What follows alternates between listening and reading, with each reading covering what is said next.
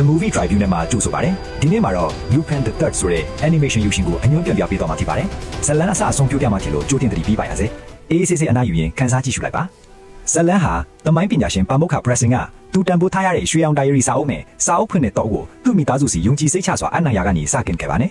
ဒီတန်ဖိုးကြီးစာအုပ်ထဲမှာ Eclipse ခေါ်တဲ့အလွန်ကြီးကျယ်တဲ့ယတနာတစ်ခုစီတွားရလမ်းညွှန်ချက်တွေပါဝင်နေတဲ့ဆိုတာကိုကျွန်တော်တို့သိလိုက်ရပါတယ်လူအများအပြားဟာဒီစာအုပ်ကိုသူတို့လက်ထက်ရဖို့ဘာမှမဆိုလုပ်ကြမှာပါပါမုခရဲ့မိသားစုဟာစာအုပ်ကိုယူပြီးထွက်ပြေးသွားတာနဲ့တပြိုင်နက်ဂျာမန်စစ်သားတစုဟာသူ့အိမ်ကိုရောက်ရှိလာပါတော့တယ်ဂျာမန်စစ်သားတွေဟာပါမုခစီမှာရွှေအောင် diary မရှိတော့ဘူးဆိုတာသိသွားတဲ့အခါသူ့ကိုတနက်နဲ့ပစ်တက်လိုက်ကြပါတယ်တစ်ချိန်တည်းမှာပဲပါမုခ President မိသားစုဟာထွက်ပြေးလွတ်မြောက်ဖို့ကြိုးစားနေတော့နောက်ကနေကားတစ်စီးလိုက်လံတိုက်ခတ်တာကိုခံရပါတယ်အဲ့ဒီကားမောင်းသူဟာ Andy Number အဖွဲ့ကပါမုခ Lambert ဖြစ်နေပါတယ်ကားမောင်းရင်လိုက်လံတိုက်ခိုက်မှုကြောင့်မိသားစုဝင်တွေအာယုံလွင့်သွားခဲ့ခဏပါပဲကားမောက်သွားပြီးအဲ့ဒီဖြစ်ရမှာဇနီးမောင်နှံနှစ်ဦးစလုံးတေဆုံးသွားခဲ့ပါတယ်ဒါပေမဲ့သူတို့ရဲ့သမီးလေးကတော့ကားမောက်တဲ့ထက်ကနေအသက်ရှင်ကျန်ရစ်ခဲ့ပါတယ်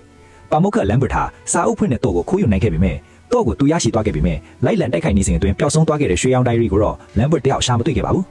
နှစ်အနည်းငယ်ကြာပြီးနောက် Paris မြို့မှာ diary ရဲ့တကယ်ပိုင်ရှင်ဖြစ်သူပါမုခ Pressing ရဲ့အထိမ်းအမှတ်ကွယ်ပြုလုပ်စဉ်မှာအဲ့ဒီ diary ကိုပြန်လည်တွေ့ရှိခဲ့ပါတယ်အခမ်းအနားမှုကလူအများရှေ့မှာ diary ကိုထုတ်ပြလိုက်တဲ့အချိန်မှာပဲအဆောက်အဦထဲမှာရှိနေတဲ့စာပုတ်သမားတယောက်ကအချိန်တိုင်းရဲ့အကြီးကျယ်ဆုံးရာသဝတ်ကောင်လို့ကြော်ကြားတဲ့ Arsenic Lupin စီကပေးစာတစ်စောင်ကိုကင်ဆောင်ထားတာတွေ့ရတာကြောင့်ချက်ချင်းဆိုသလိုပဲလုံခြုံရေးဝန်ထမ်းအားလုံးဟာအထူးဂရုစိုက်ပြီးနိုးနိုးကြားကြားဖြစ်သွားကြပါတယ်လုံခြုံရေးတွေဟာအထူးနိုးနိုးကြားကြားရှိနေပြီး diary ကိုဗန္ဒတိုက်ထဲပြန်ထည့်လိုက်ကြပါတယ်အဲ့ဒီအချိန်မှာစာပုတ်သမားက diary ကိုယူဖို့ကြိုးစားပြီးမြင်အမျိုးသမီးလုံခြုံရေးအရာရှိတဦးကတားဆီးလိုက်ပါတယ်သူဟာ Lupin ကိုယ်တိုင်ဖြစ်နေတာကိုသူမကရေးမိထွားတာပါဒါကပဲမြို့ရဲ့နာမည်အကျော်ဆုံးရာဇဝတ်ကောင် Lupin ကိုဖမ်းဖို့တသက်လုံးအချိန်ကုန်ခံခဲ့တဲ့စုံတောက်ဇင်းဒီကာရာကိုချက်ချင်းရောက်လာစေပါတယ်Lupin ဟာသူ့ကိုယ်ပေါ်ကနေဓာတ်ငွေ့တွေထုတ်လွှတ်ပြီးအမိုးပေါ်ကနေအလဲတကူထွက်ပြေးသွားခဲ့ပါတယ်အမျိုးသမီးရာရှိဟာ diary ကိုလုံခြုံရေးတစ်တာထဲပြန်ထည့်ကိုတာဝေပေးအပ်ခံပြီးမြဲသူမနဲ့အတူလိုက်ပါလာတဲ့နောက်ထပ်လုံခြုံရေးရာရှိတဦးကိုသူမကပဲပြန်လဲတိုက်ခိုက်နှိမ်နှင်းလိုက်တာကိုကျွန်ုပ်တို့တွေ့လိုက်ရပါတယ်ဒီအမျိုးသမီးဟာ diary ကိုခိုးယူဖို့တာဝန်ပေးခံထားတဲ့လက်တိရှာဆိုသူချင်းပဲကျွန်ုပ်တို့သိလိုက်ရပါတယ်သူမဟာလုံခြုံရေးတစ်တာထဲကနေ diary နဲ့အတူထွက်ပြေးဖို့ကြိုးစားနေတော့ရုတ်တရက် Lupin ကသူမလက်ထဲကနေ diary ကိုလူယူသွားခဲ့ပါတယ်